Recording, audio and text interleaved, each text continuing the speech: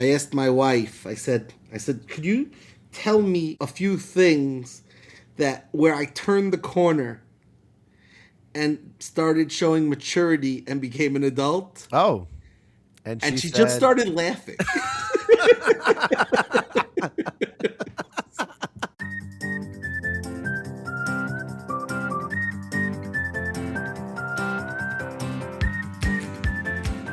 Hello and welcome to the Carpool Guys podcast, where three dads just trying their best talk about life, work, family, and all the detours in between.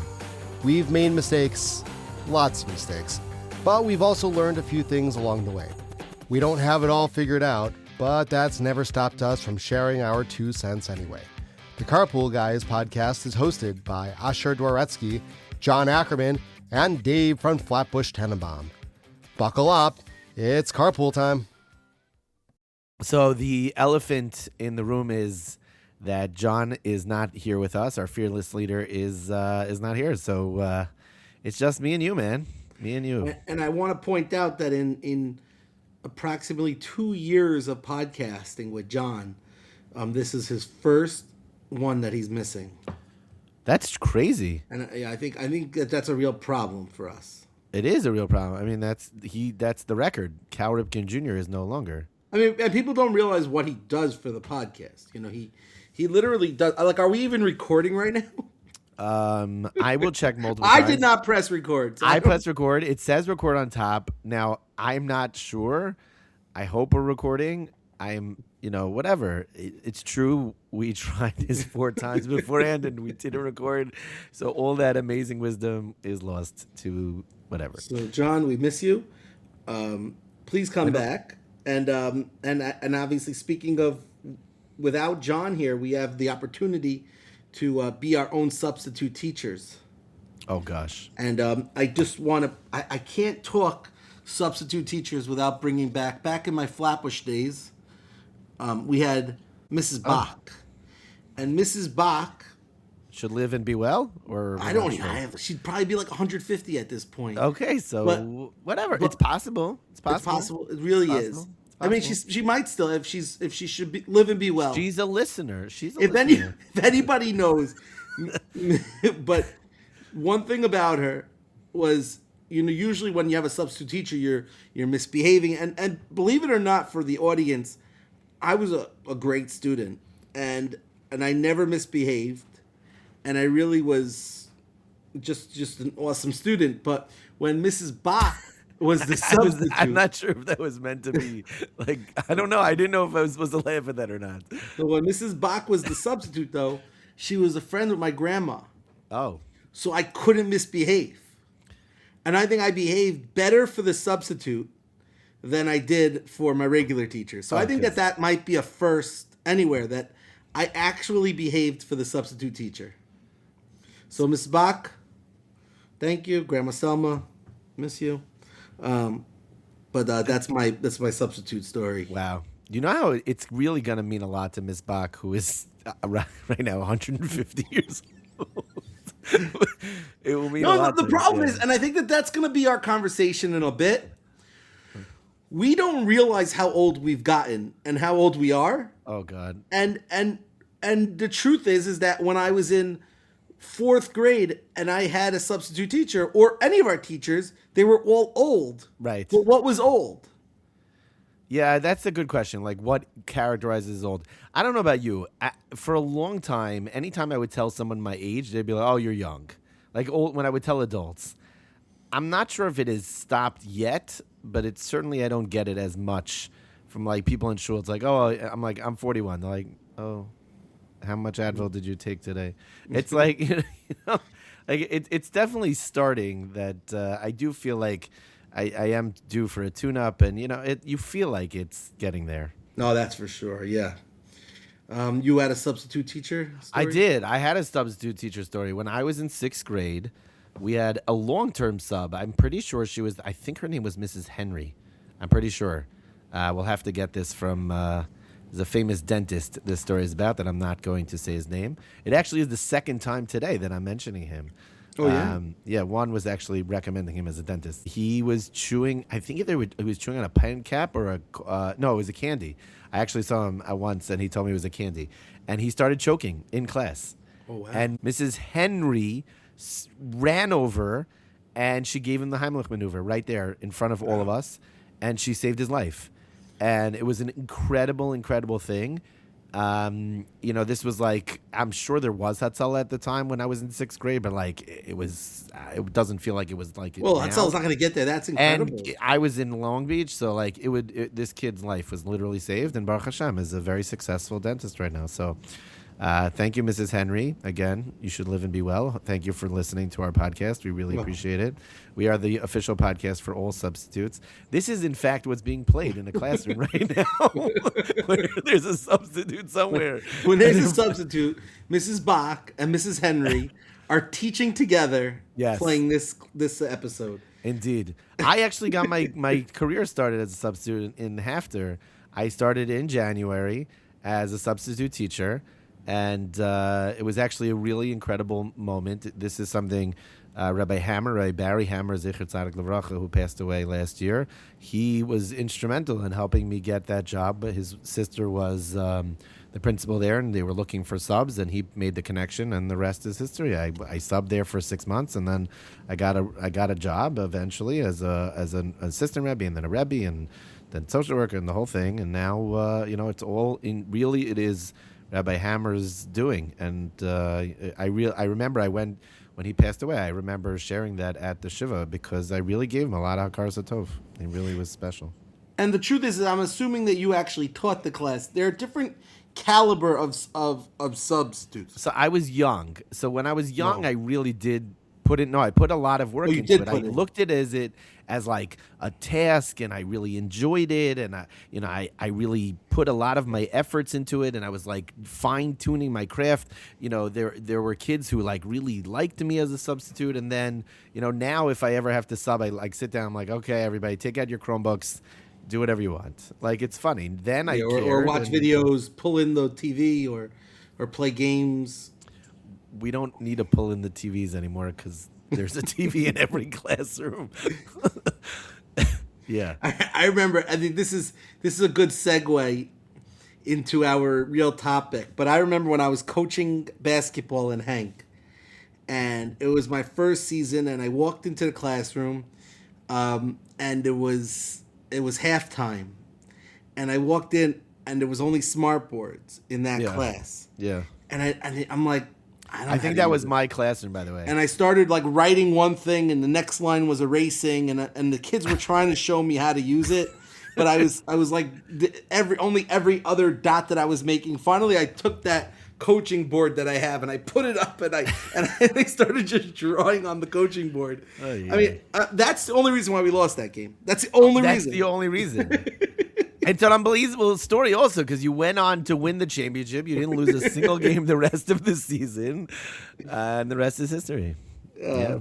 We don't have a great track record in basketball. We did just win the hockey championship. Shout out to Coach Rabbi Mordechai Harris. I'm sure John will edit out my orange juice drinking. Orange juice is so underrated. I think it's underrated because it's basically sugar. I don't think it's like it's not juice. When I like a good orange juice, I like a good orange juice like after a fast day. Oh. Like a weird minhag in my family that's developed from my father is after a fast day we drink decaf coffee. I don't know why we do it. It's really weird, but I must have it. I saw recently on Erev Pesach, Rabbi Leibowitz posted on his WhatsApp status. He's like, I get a lot of questions before Pesach, but it always boggles the mind why anyone is drinking decaf coffee. Because I think decaf is like traditionally not kosher Pesach for whatever reason. I don't know how they take out the caffeine, whatever. Yeah. That is the one time I really drink decaf coffee is after a fast day. It's weird. It's funny. So I know you always make fun of my question of the week is always food related. This is not always food related. But this week's not food related. But my question for you right now. Oh gosh. I am very, and my whole family is a shout out to my whole extended family. Yeah. And I know Kiwi's also listening to this, and he's go ahead. Shout them all out. We we all eat the same break fast. Like the same exact. Whenever we break our 1 second. fast. You have one bagel that you all share that same bagel? No, come on, that's terrible. But I'm telling you, if you ask anybody, Yeah. it's a bagel with tuna, pickles, onions, Oh, interesting. herring, Oh, orange juice, Oh my and God. coffee. Not That's decaf. not Coffee. decaf. Not decaf. That is like, but you're gonna be up all night with no crazy effect. heartburn. It has no. My parents just went to Florida. They will. I guarantee you, before they go Your to mom sleep, just they'll each have a landed. cup of coffee. Your mom just landed. Yeah, we were talking before we started. I guarantee you that they will be drinking a cup of coffee before At they go night. to sleep. That's Yeah. crazy. It has no I effect don't. on us Tannenbaums. Which is a great, it's a good segue into exactly our topic. Our question is, for us, it is, at what point did you realize that there was no one else who was the quote unquote adult in the room? You were that adult in the room. Like, there's this word adulting. I think you looked it up before the podcast started. Well, I said it, and then you asked me to find out what it really meant. That is true. But I use that word. I do use the word sometimes. Do you? I have never used it. I think there was a TV show. Was there adulting? Maybe. If there wasn't, we should trademark it because it sounds like a great TV show. Adulting, of like kids doing adult stuff, whatever. Anyway, but it's like, at what point in your life did you realize you were the adult? Like, there's nobody else. There's no safety net. You're the guy. It's a little bit at work. It's a little bit in life. It's certainly as a parent. We were talking about this earlier today when it came to the Seder. So neither of us run our Sedarim. Baruch Hashem, we both, you go to your parents? Go to my parents. You go to your parents. I go to my in-laws every year. And it's certainly something that I've thought of a lot of, what would be if I was to run the Seder. But what are those moments where you became that adult? So it's funny you say that because we had a good conversation, and for better or for worse, we are the adults in the room. We are the adults in our house.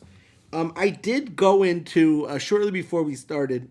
I did go into the kitchen and I asked Avi. I asked my wife. I said, could you tell me a few things where I turned the corner and started showing maturity and became an adult? Oh. And she said, just started laughing.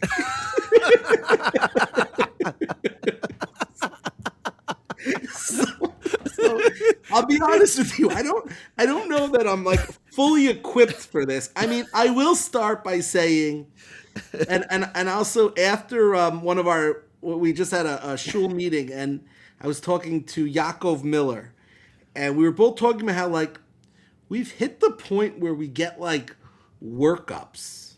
You asked me if I've ever had a colonoscopy. Yes, I did. Shout out Dr. Schwartzbaum.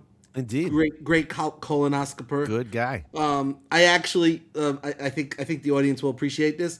When they put me out, Oh boy, here we go. Yep. I actually left him a note on my backside. Oh, So that when he, before the colonoscopy. I didn't know where this would go with John not here. So, and now, but the now I truth do. Oh, But the truth is, Asher, we are going for we're there. Like, I have a pillbox. Yeah. I got my gout. I this past winter I got pneumonia. I still haven't kicked it. Yeah. We're getting old, and with age comes wisdom and maturity. So I don't have the wisdom or the maturity, but I also have my pillbox. And I went to the dentist today, and he said, you might need a root canal. I'm like, oh, my God, how old am I? My mother has root canals. You've never had a root canal? I've never had a root canal. Yeah. Never. Yeah, but I might need one now, which is special. So I don't know. There's one thing, Asher. I think I have like caps on like 5 teeth already. I'm gonna have dentures before I'm 50. It's not even fun. So my mother has terrible teeth. My father actually has really good teeth. I inherited. I really did. I just inherited my father's teeth and Blianara. Like it's my teeth are good. That's one area that thank God I did not have a cavity till I was 30 years old. Wow. I was really proud of it. Then I've had like 1,000 cavities, but I did not have my teeth were pretty solid. So like we were talking about this also. At some point, before we get into the major adulting things that we do, which apparently for you is none, I think the thing that really, hit me really like a ton of bricks, is watching like baseball players age. Like when we were kids, you were saying it at one point today. When we were kids, we looked up to these people. They were older than us. They were playing this game that we all loved, that we would like. It's our dream come true to play baseball. And then at some point we became their age. I think, who was the player that you were like, oh, I'm his age? I'm curious if you have a player. I mean, for me, it's LeBron James. I know it's basketball, but we've been moving with LeBron James. So for me, it was LeBron Jose James Reyes. when he was in when he was a high school phenom. Right. We were in high school. Right. I hear and that. Now, like you're about to say, I don't want to ruin your thunder. If I'm ruining your thunder, then cut me off. Now he's considered like ancient. Yeah. He's still producing. He happens to still be producing, but he's ancient, and we're ancient then. Yes. I mean, I feel the same thing. I mean, isn't Jose Reyes, he's retired, and he's long retired. He's long retired. He's a multimillionaire, and we still have many years to our career, and we are not multimillionaires. I mean, I'll speak for myself. I'm not a multimillionaire. Me neither. But David Wright also, that same era, right? How old is David Wright? I don't know. We'd have to look at it. I'm assuming, could I check? Is that bad pod? You're allowed to. It is not bad etiquette. And John's not here. Who's going to get us in trouble? No one's going to care. Listen, no one will care. We're here. We'll just leave. Why don't I check it up? Do you mind just checking if we're recording? We are recording. Stop asking. I figured that part out. I also know John's passwords now to all of his stuff. I've already routed his billions and billions of dollars into my, account. It's Minnesota Timberwolves. So, David Wright is 43 years old. So that right. Same thing, so he's just like, and how old is? I think Jose Reyes is our age. You don't have to look it up, but LeBron James is a good example. Although today a kid asked me, he's like in class, he's like, Rabbi, can you tell everybody that LeBron James is the GOAT over Michael Jordan? I was like, no, I cannot tell them that he's not, because Michael Jordan played during a time when there was something called defense in basketball. And when you have defense in basketball, you don't score as many points as LeBron James. So I got really upset about it. I don't think kids realize. I think I've brainwashed Simi to the point where he realizes that Michael Jordan is the true GOAT. He's just in comparison to LeBron. It's just a different game. I know. I'm just saying, he never lost. He has 6 championships.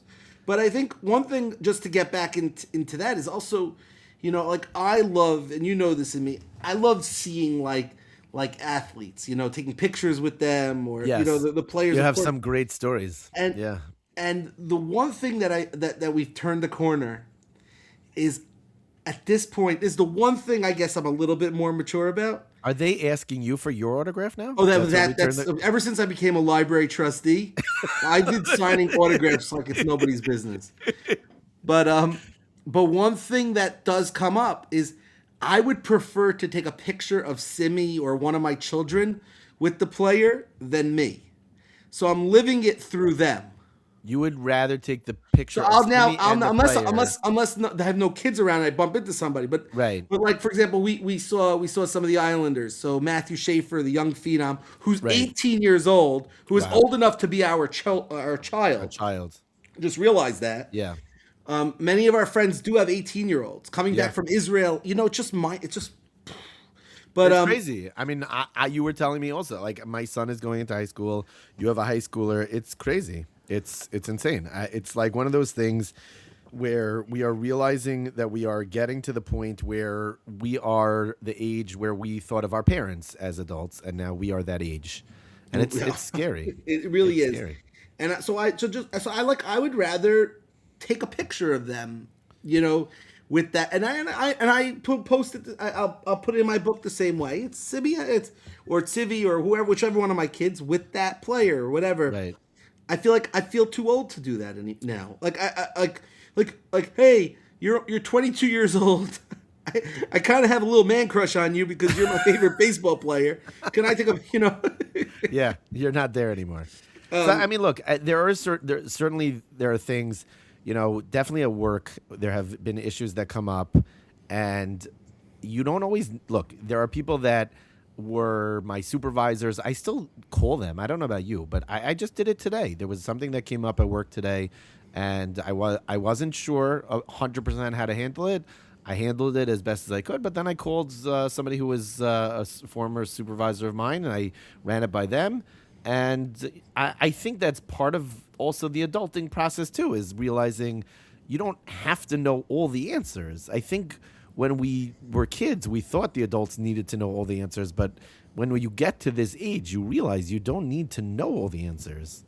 You don't have to know all the answers, but you also, like, one thing that you touched on is people are going to come at this point in our careers and our lives. People are going to come to us, for real questions and real answers. So I do pride myself, as much as I joke about my maturity, I do pride myself in mentoring people at work. Faith? What? As a man of faith, it's a drive. It's a home run. This is for John. It's his favorite thing. John, you can take that whole thing out, but that was for you. Okay. But I do feel that it's a responsibility to mentor people. Agreed. Up until the point where it used to be, and it's still. Sometimes I have to shake myself to say, people are asking you because you've been working here for a long time, you've been growing, right? And they're looking up to you. And don't say, who am I to answer you, or how old am I to answer you? That's you true. You are the right person at this point in your career, in your life. It is scary, right? There are times where, look, there are certain areas where I definitely feel out of my league. No matter how much halacha I can learn, I always feel like I don't know what I'm talking about.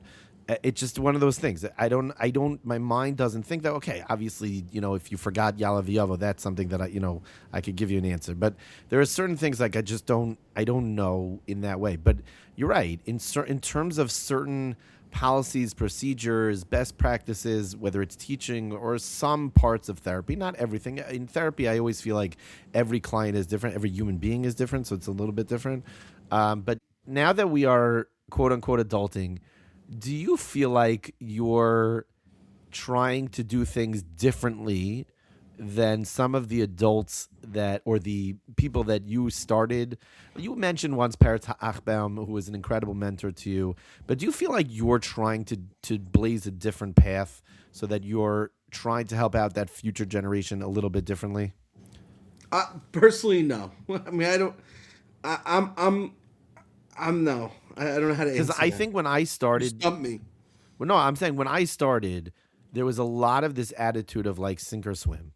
Like people were even in education, it was like either you got it or you didn't get it. And I have much more of an attitude of like, if somebody comes to me with a question, I'll sit down with them. We'll try to talk it through, and I'll try my best to elicit some kind of help from the person themselves and try to find within them the strengths. Like there was a teacher earlier in the year. He had a student he was really having a tough time with, and he's like, okay, what should I do about this kid? So I said, okay, tell me the story. He told me the whole story. I asked him to, tell me what have you done? And then I turned to him and I said, what do you think is it about this particular kid's behavior that's getting under your skin? Okay, what do you think you could do differently? Because you're the adult, like we said, you're the adult in the room. What do you think you could do to change it up? Because the kid's not changing. He should grow, but you're the one who is the adult in the room. You're the one who is responsible to go home, evaluate, check on yourself. You're the one who's supposed to change. And I don't think that people were doing that necessarily with me when I was growing up. Growing up in the system, I would say. When I was growing up in the system, it was like, figure it out. Or they were just preaching to you the whole time. I agree. I think we do in today's society. I think we have a little bit more patience, and trying to get somebody to where they need to be, as opposed to this is how it has to be. Right. That's maybe what the benefit of I don't know, and it's weird because maybe it's the benefit of where we are now in this middle stage. is that everything we worked for, it was a lot of mentoring. Probably I can count, dozens of people who encouraged me and were there along the way. But I definitely feel this need to mentor others and to try to give them those skills. Now this year is the first time that I've been in a situation as a supervisor in school. In camp, I've been a supervisor for a number of years, and it's like a little bit of a different role. In work right now, this year, I'm supervising interns, and they're coming to me with questions. How do you do this? How do you do that? So I am trying to give over some of the knowledge that I have. And you're right. People are coming to us with the questions, and it's a little scary sometimes. But I think we have to be true to ourselves. You have to run a system the way it is. You have to give the advice because, by the time we're a certain age, and we're going to forget those tools also. Right. So we only have a window. It's what is it, a 15-year window of this adulthood? And then we become old? Which is really scary. It's scary. I'm not trying to sell everybody. I kibitz around with people all the time, like, oh, I hit my 40s and I dream of death every night. But like, I am there's a little bit of nervousness about getting old. Like the aches and pains that I have right now, okay, like they're manageable. It's not like, thank God it's not crazy, but it's, I do get a little bit nervous about what life is going to be in, 20, 30 years. It's scary. I do think one thing that does come up is I think we're at a point in our lives, and anybody who's at this stage we are at the point where you have to start taking care of yourself a little differently. The things we used to do, the all-nighters, obviously in moderation, but drinking, these things come back to haunt us. If I eat too much, the middle of the night is going to be a rough one. Right.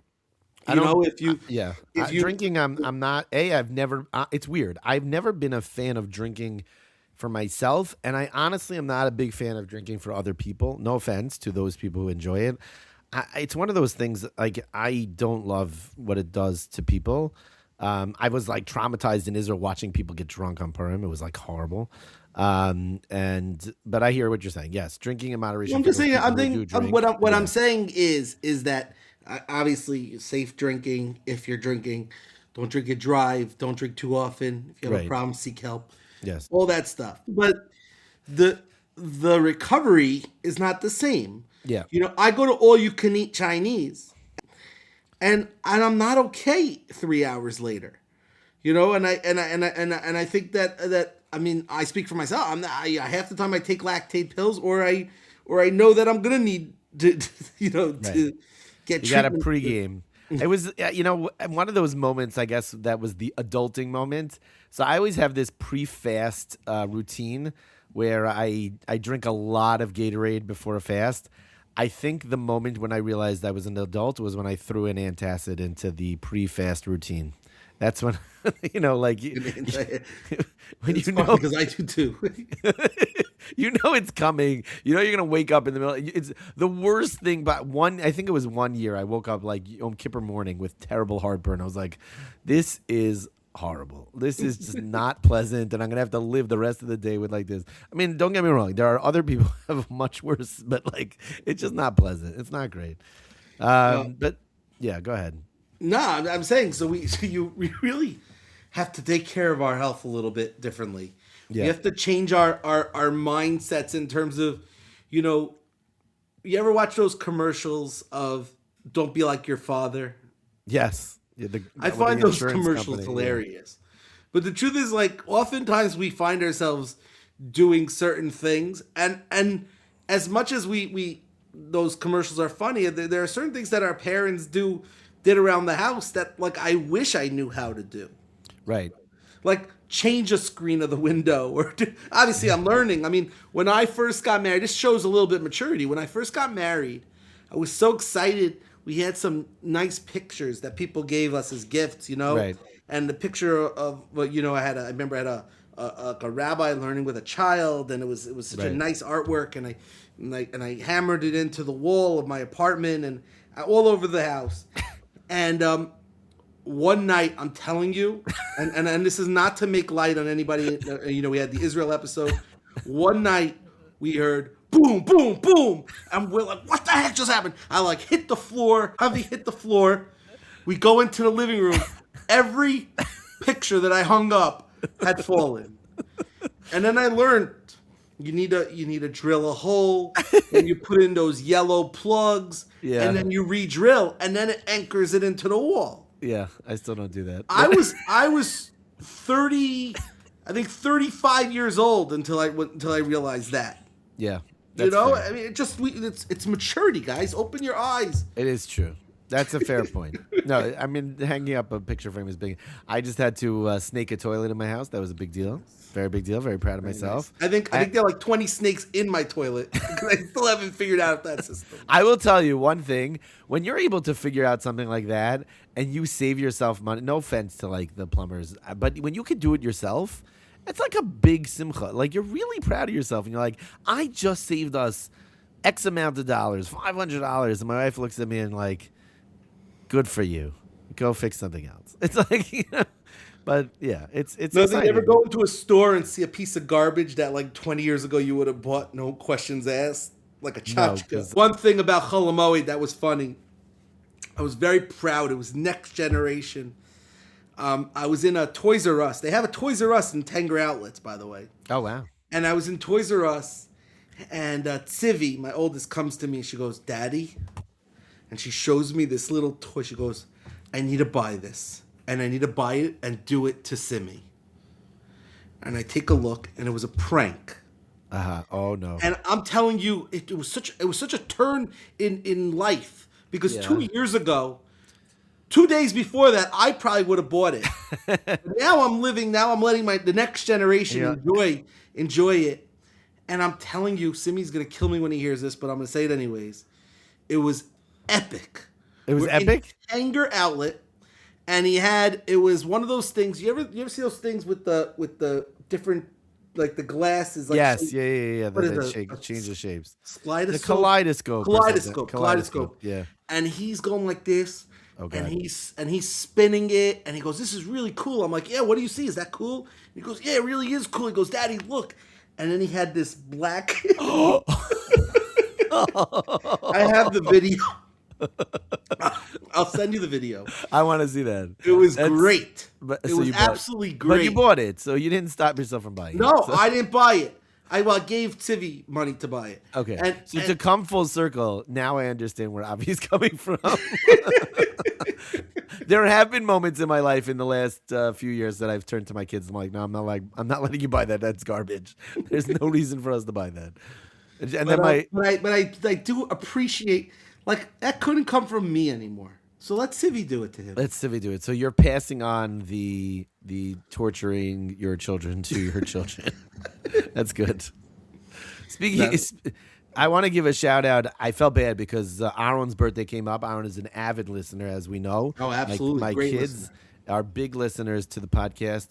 It was his birthday, and I want to shout Aaron out. Also, my wife's birthday is coming up this week, so shout out to my wife. Very nice. She always listens and gives very helpful feedback. And I want to give a shout out to Ayelet Doretsky. Ayelet Doretsky broke her arm over Pesach. Ooh. She's okay, but the one thing that was not the most okay was the way she told the story, which is that she said, I fell out of a car. Now, when I say that to you, Dave, what image do you conjure up that she fell out? I think even she might have said, I fell out of a moving car. What image do you conjure up in your mind?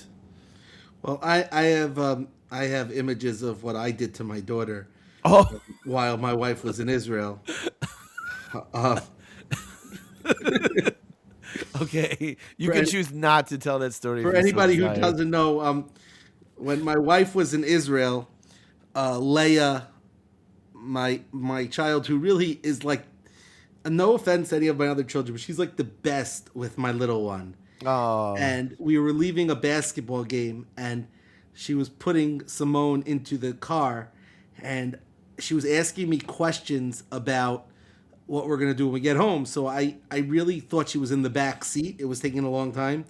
And I rolled the car up, and I drove over her foot. Oh, my God. Yes, I was crying. I was actually like... I felt. I would tell you horrible. probably don't cry. First move. No. First I stopped. On her foot. You stopped on her foot. At first I stopped, and then And she's like, I'm gonna move the car. first I stopped. She's like, Daddy, you're on my toe. And then it was like for all the Rangers or Met fans, Howie Rose. She's like, my toe, and I stopped in panic, and then I rolled back, and then I was freaking out. Oh my God. Obviously I jumped out of the car, I picked her up, I put her in the Civi got out of the passenger seat, I put her in. I drove home. I called our friend Basilelli. Yes, who lives down the block from you. Yeah. But Why Daniel not? Basilelli, a He's great podiatrist. Great podiatrist. And we are blessed. We have so many great podiatrists. He was my roommate in YU. Oh, yeah? Yeah. And you went to yeshiva with him. Yeah, that is correct. Yeah. We went to KBY. And he looked at her toe and he said, I'll be honest with you, it's not, you don't see anything. You don't see anything structurally to the foot, but a car did drive over her toe. I would get it checked out now. Okay. Because it was better to get checked out today than the next day, because the next day, what am I hiding? Right. I didn't want to wake up with this foot swollen. Yes, I hear that. And then have protective services. You know, it was a true. Sadly, it was a fluke. It was a fluke. But Baruch Hashem, thank God, 1,000,000 times. Nothing happened. Nothing. Wow. Zero. She originally they thought it was broken, but the next morning they called me and said it was good. Oh, they told you it was broken. Originally somebody said, but the other person said it's going to still get sent into radiology, and they checked it out. They told me it was fine. I brought a shoe over to our friend, and she first of all, for Suda Sada for it, I bought Chinese food. And I put fruit by the foot with cars driving over it. And she did not care for that. To this day, no, she loved it. She loved it. To this day, though, whenever she's outside of the car, she goes, I'm outside the car. I'm outside the car. I'm still outside the car. I'm outside the car, Daddy. I'm outside the car. Even if she's like in the living room. I'm outside. So now we know what image that So that's what image I got. But back to your story. So back to my story. I would picture you forgot to buckle her and you left the door open and she fell out. So this is the story she's telling everybody. I fell out of a moving car. She was in a little Tykes car, and the cousins were pulling a jump rope, and the car fell over, and she fell out of the car onto her elbow. And she got a buckle fracture. So today, when I went back to work in school, I went around to nearly every adult who interacts with my daughter and said, it was a little Tykes car. Because I, too, do not want a visit from... Now, can you say that the supervision was questionable? Yes, you can make that question. You can make that argument. Where were the adults, speaking of... at the time when this happened? I know where I was. I was taking a nap. It was on Yontif. However, it was not a real car. It was a little Tykes car. They were doing things that were appropriate for children. They were experimenting and exploring the world, but it was not a real car. And we wish Ayelet a refuah shlema. Hopefully the cast will be off. The cast will be off in about 2 weeks from now, maybe 2.5 weeks. And yeah. And not to one up that. In any way. I do want to close it out because you made me think of going around the school. Yes. A few weeks later, I had parent teachers. And I'm in the class. Oh, God. And I really... Leia Bracha. I mean, she's such a bracha. That's her full name, Leia Bracha. And she's such a good girl. And she was in school. And I'm sitting down with this teacher. And Avi was there too. And this teacher goes to me. She goes, before we begin... Leia told us all about that scary situation with the car. And I'm like, oh, she told you. And the teacher goes, she told me everything. Oh my God. I'm like, she told you everything? And then she's like, yeah, she told me some stranger backed up over her.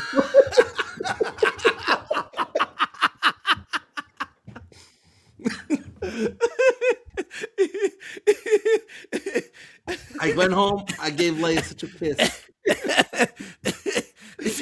She told us everything. If you need help, we know of people who can locate video camera evidence. Well, now the teachers know. Did you tell them at that moment who this stranger was? I fessed up. I did fess up. You fessed up. Were they like surprised? No, I mean, she was laughing because the teacher was laughing. Leia was just a good girl. Oh, wow. So, look, adulting is something that we are always going to be returning to because that is really the stage of life we are in. Our kids are growing up. We are the ones who are in charge of them. We are the ones who are, trying to raise them to be the next generation. And that, I think, is, the beauty of Pesach. And this was something that was shared by one of the rabbis in the neighborhood. And then I heard it by Rabbi Rosner also. The beauty of Pesach is sharing the Masorah with the next generation. And, you and I are lucky enough that we have our parents and in there. And we were also, I don't know about you, but I had my grandparents, Zechrona Livracha, at my Sidarim. And passing those memories and passing those songs over from one generation to the next, and passing the Masorah over to the next generation is that stage where we're at now. And we feel that weight to be able to pass it on so that it will continue. And it's a shout out to our parents, and it's a shout out to our grandparents, and obviously our great grandparents who came before them, and everybody else who had this moment in their life and passed it on to us. But we are trying our best. We really are. We're trying our best. We're trying to bring a little bit of joy into this process, and every day we're trying to laugh at life because it's not easy. I don't know about you, but it's not easy, and there are moments you just have to laugh and whatever. Especially in the parenting game, it's not fun. I don't know. Did you get your raise? You need a license to buy a beer, but you don't need a license to have children. But look, we are just trying our best. I think that there was somebody who wrote a beautiful book, The Good Enough Parent, and that's what I strive to be, good enough. Our parents laid down a very, very good model for us, and we're trying to live up to that message. So this brings us all the way to the question of the week. Of the day. Question. Oh, we're changing it now to question of the week. Is it day or week? Oh, sorry. I keep saying that. I feel like it's question of the week. I mean, and the first segment. I think at this point, John is like jumping through the screen and he's going to beat me up and he's going to stop saying that already. It's question of the week. Yeah. Okay. The question of the week is, speaking of adulting, what is one thing we should know how to do, but we don't? Who submitted that one? Our wives. Oh, God.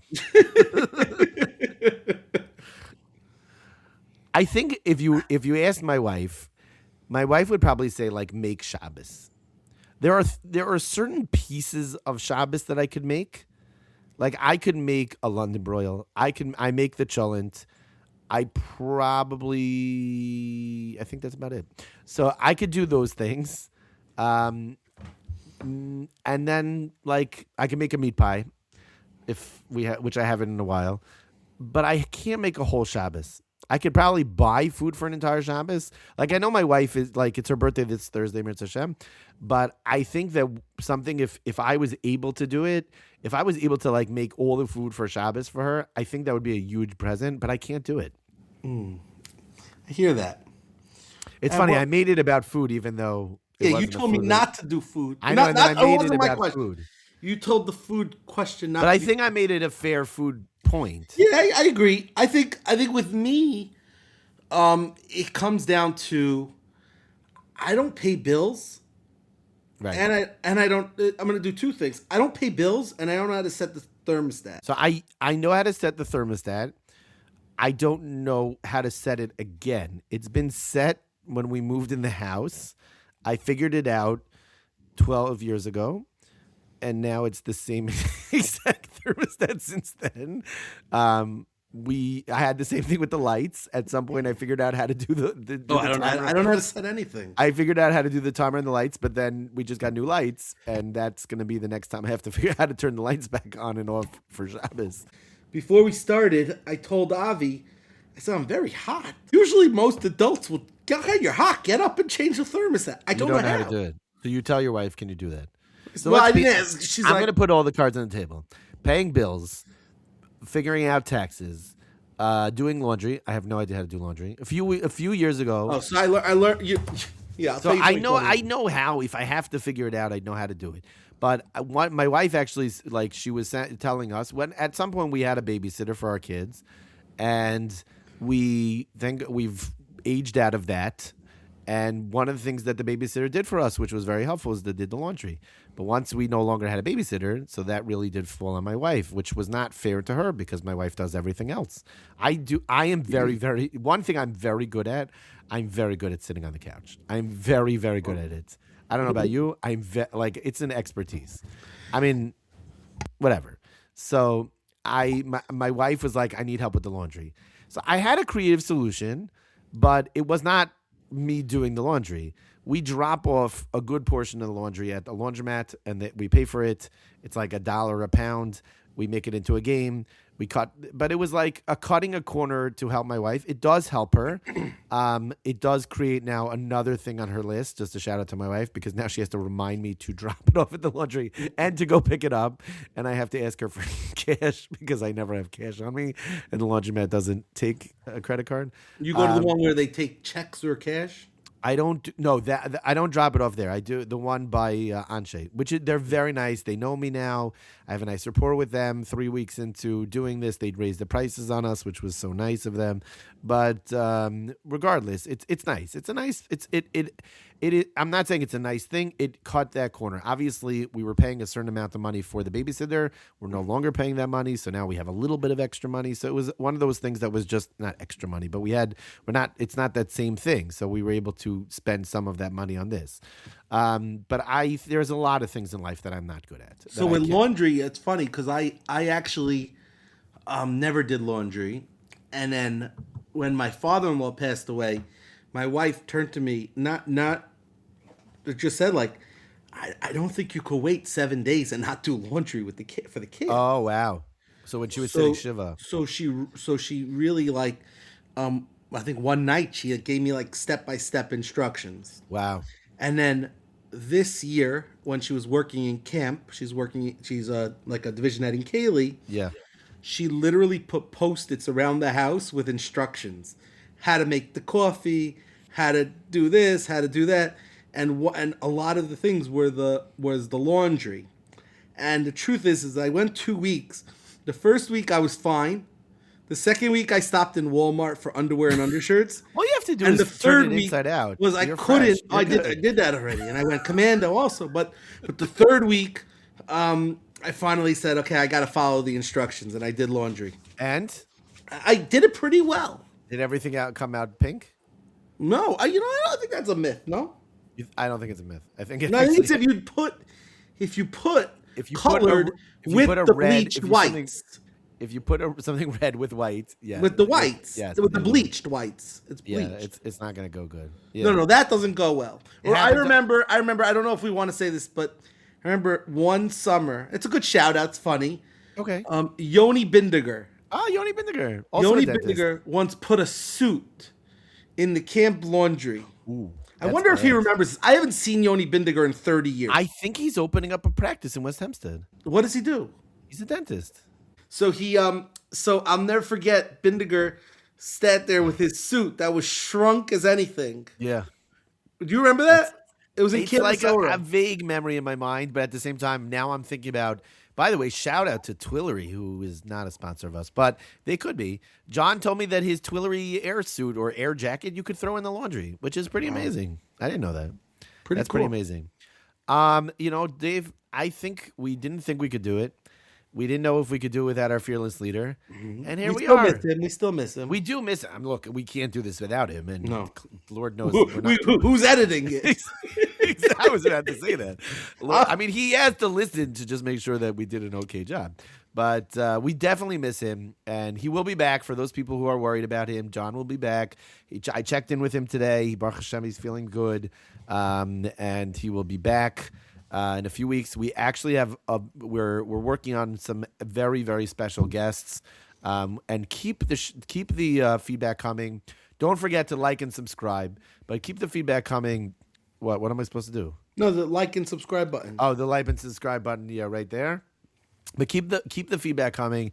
We love it when you're a listener and you feel good about it, and you send something to us. It makes us feel like $1 million. But it also it just validates this hobby that we're doing. And there are people who really, really connect with what we're trying to do. Last week or 2 weeks ago, that episode reached, I think we got 4 million listens, which is really incredible. Yeah.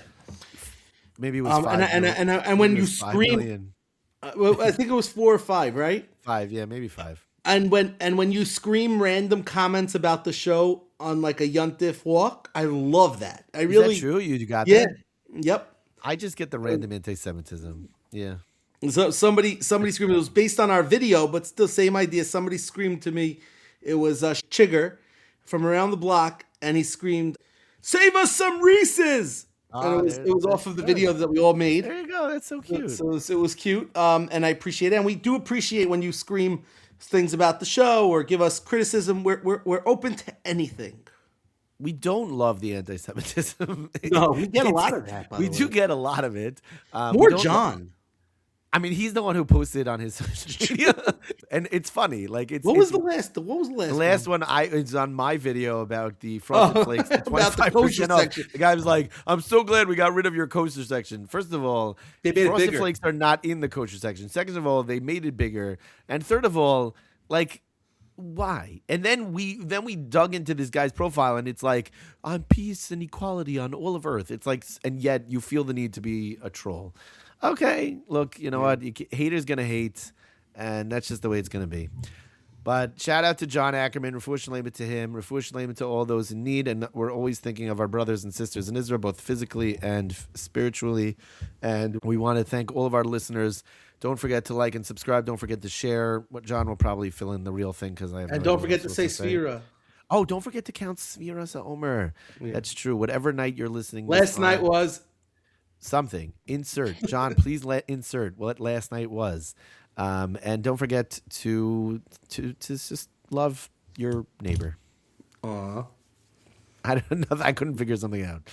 Anyway. I feel like this is like from what's that? From 30 Rock.